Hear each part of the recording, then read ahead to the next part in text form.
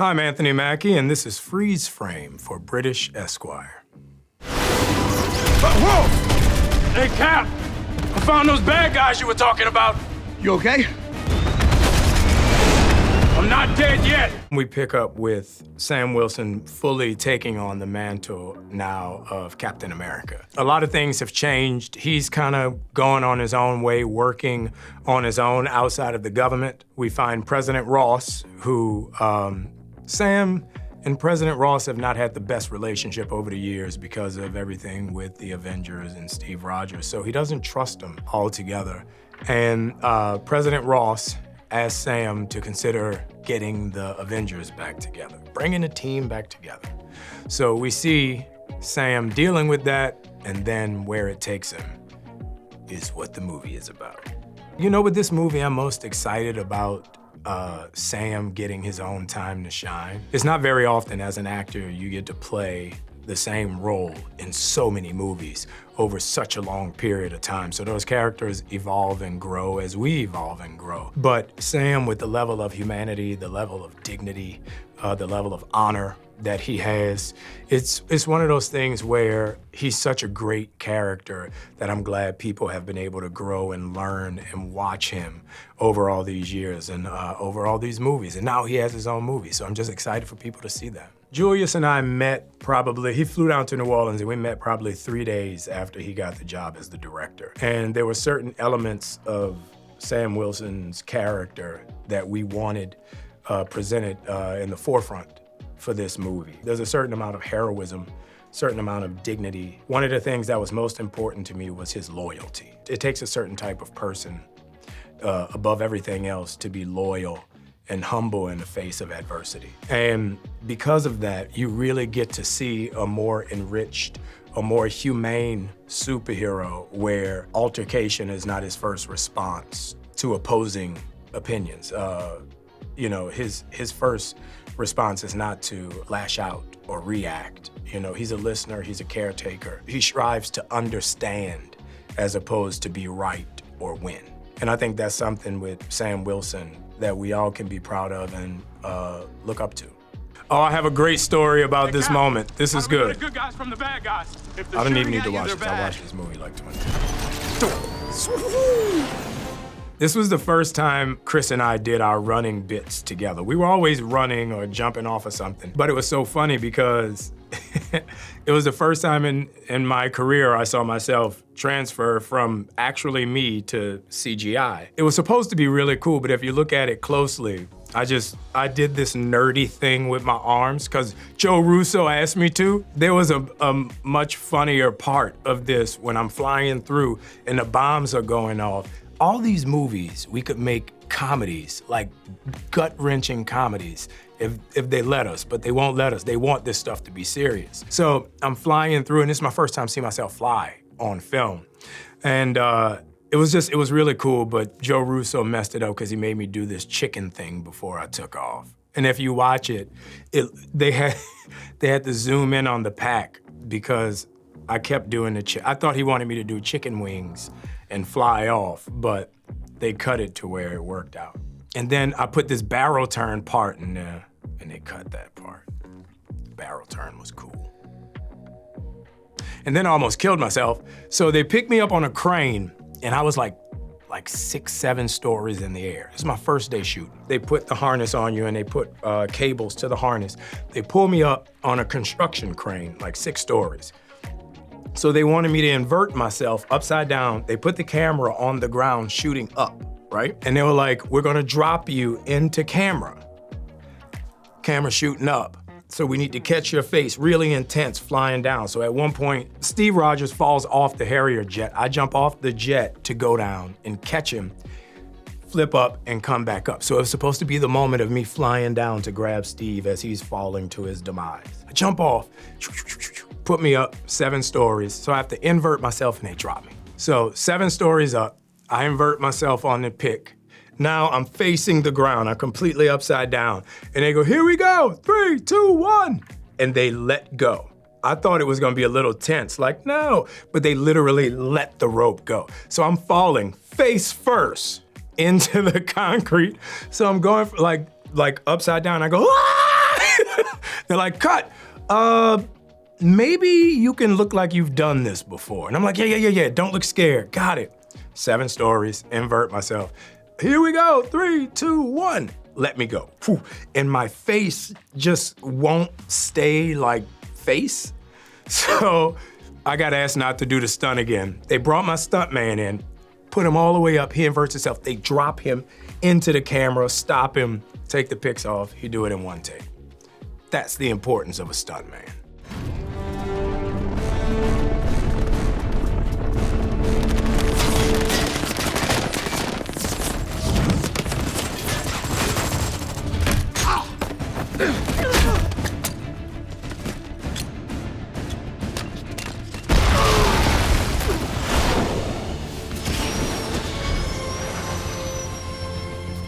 I never thought that Sam would last this long in the universe. I mean, this was something Kevin Feige and Nate Moore had planned. You know, all of this stuff has been planned out for years.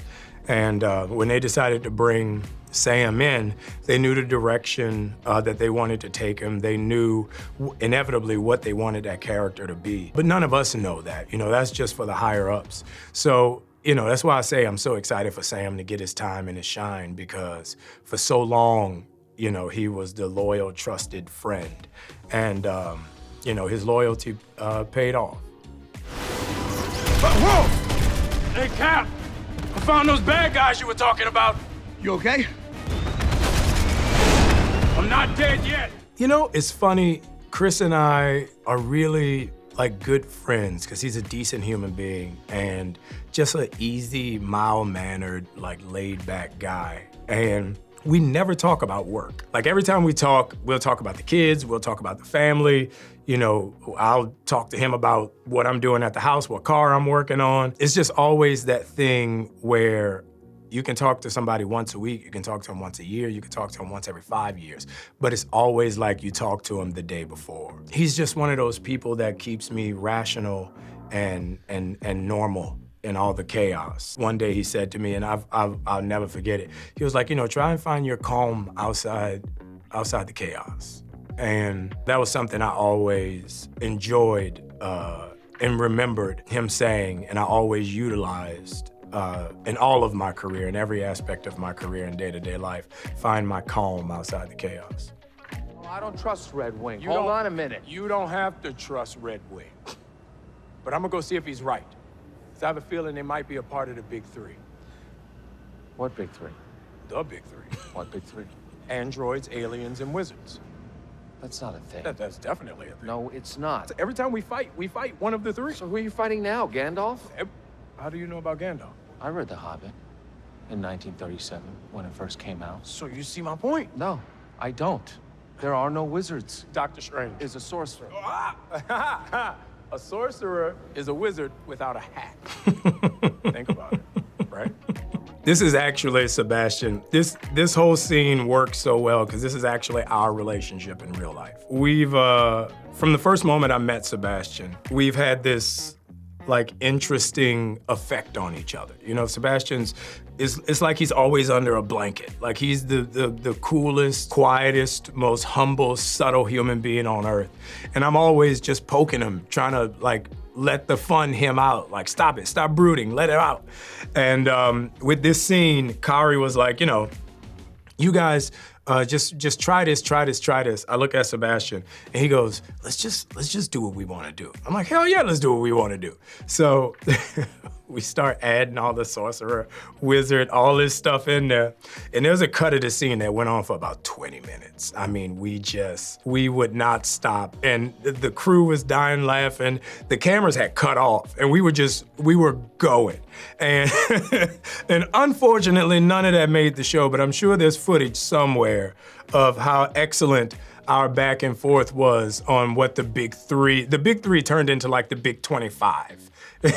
And we had examples for all 25. By the end of the argument, I had convinced him that it was one of the big 25. I talked to Sebastian like all the time, just because, you know, I care about the dude. Like there's certain people in this business you meet and your relationship is just easy. You grow to become family with. And it's funny because in no way, shape, or form did we ever expect to become as close as we did. He's another person, we never talk about work. He'll send my kids birthday gifts, you know? So it's, you know, it's hard to explain or define a true connection and friendship with somebody. Somebody who you know would have your back and somebody you know who will be there for you. And he's one of those people I can honestly say, every time I needed him, he showed up. You and I haven't always agreed on how much latitude enhanced individuals deserve. But what you've accomplished has given me reason to reconsider. Which is why I want you, Captain America, to help me rebuild the Avengers. The Avengers? Yes, sir. We shot this at Tyler Perry Studios. He has a White House that he built at his studio with the Oval Office in it, right? So we're shooting at Tyler Perry Studios, and there's a lake behind the studio. And I always keep fishing tackle in my trailer just in case of emergency. You never know, like, when you're gonna need to catch a fish. So we're in the Oval Office, and we're shooting the scene, and I go outside and I see the lake. And I'm like, I'm gonna catch one of Tyler Perry's fish. Everybody's like, what? I was like, I'm gonna catch one of Tyler Perry's fish. They were like, you don't know what kind of fish in there. I said, oh, I know. So I walk down to the lake, I look around, I see some minnows, I scoop some minnows out with a net, and I'm like, oh, got it. Go up to the trailer, tackle box, rod, go down, boo. Everybody's walking around. They're like people everywhere. We had like 250 extras this day. I look down at my feet, and there's a water moccasin about 5 feet long next to my leg. And I'm like, oh, that's a big snake. And then I look across, and there's a bigger snake swimming across the lake. So I take the rod, I hold it next to the snake, I step away so it won't attack me. I go back up, I turn around, there's a nest of baby snakes under the tree. True story. I go up the hill, I go back to set. I'm like, hey guys, we probably should tell everybody to stay away from the lake because I think it's spawning season for the water moccasins. So we had usually an animal wrangler on set. So the snake handler comes out with her little grippy sticks and a bucket. She comes back with 12 snakes. I went back after she got all the snakes and I caught 2 of Tyler Perry fish. I got photos of those fish, Tyler Perry, and I cooked them. That was the day we shot this scene. That was at lunchtime. Yeah, I made my own lunch. This day was dope. This whole sequence was dope just simply because, you know, it meant a lot to me to shoot at Tyler Perry Studios. I feel like Tyler Perry doesn't get a lot of credit for what he's brought to the industry and what he does. And to have the opportunity to stand on his land, on his stage, and say I was shooting at his studio as Captain America was pretty cool. Zosha, my co-star in the movie, we talked about it because neither one of us have ever worked with him, but to be a Black American and be at a Black studio shooting this movie meant a lot. And it was just cool, but it was so many snakes. Working with Harrison was probably one of the most informed experiences of my career. He would just drop knowledge and little poignant moments on me every day without even trying. It was just an easy, fun work relationship to subsequently we became friends. He would always talk to me about like character choices and script choices and ideas within the script that we could utilize and make for the emotional sequence of the 2 characters to pay off better. I would go to him with ideas about how Sam and Ross maneuvered in certain moments so it would pay off at the end. And he was just really open and responsive to the idea of us working together. It was like when you have actors on that level, a lot of times, you know, they check out because of their level of fame. Like they don't really exist in the world of 2 actors working together. He actually came on the boards and we were able to play as actors. And it was fun. Like I never thought I would be on the boards with Harrison Ford, like giving acting ideas and all that stuff. It's funny because I did a movie with him like 20 years ago. I go to the rap party and it's Harrison Ford. So I'm trying to figure out a way to talk to Harrison Ford. So I'm walking around the party, Isaiah Washington comes over, I'm like, yo, introduce me to Harrison Ford. He's like, okay. He tries to introduce me to Harrison. So Harrison goes, hey, how's it going, kid? And I'm like, hey, Harrison, I played Sniper #1. It was so nice to meet you. Thank you for letting me be a part of the movie. He goes, yeah, you were the guy in the trunk, right? I was like, yeah. He goes, yeah, you're a pretty good dead actor. And he walks off. I was like, he said I'm a pretty good dead actor. Hell yeah. So it means a lot coming now, full circle 20 years later, and being able to do a movie where I'm starring opposite him. It's kind of like one of those little pins you put in your career.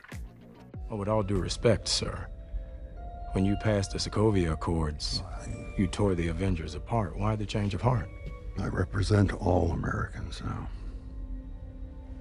Hell, half of them wouldn't even be here without the Avengers. The country needs this. And when we disagree on how to manage a situation, what happens then? Figure it out together. Look, you don't have to give me an answer now. Just think about it. Thank you guys for watching Freeze Frame for British Esquire.